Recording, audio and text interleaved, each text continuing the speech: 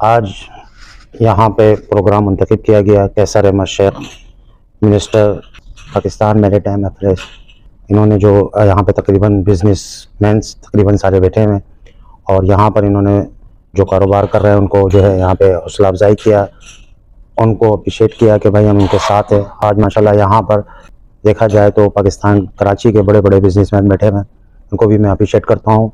ये जो गवर्नमेंट आई है इसके अंदर कारोबार और मज़ीद मुस्तहकम हो रहा है, पाकिस्तान के अंदर कारोबार बेहतरी की तरफ जा रहा है। जो इन लोगों के ख्यालात इन्होंने इज़हार किया, कैसर अहमद शेख साहब, इनको भी अप्रिशिएट करता हूँ। इन्होंने इनकी सरबराही के अंदर ये प्रोग्राम मुंतखब किया और मैं दुआ करता हूँ कि अल्लाह ताला पाकिस्तान को इसी तरह जो है तरक्की की तरफ गामन रखे और पाकिस्तान को इसी तरह जो है वो आबाद रखे।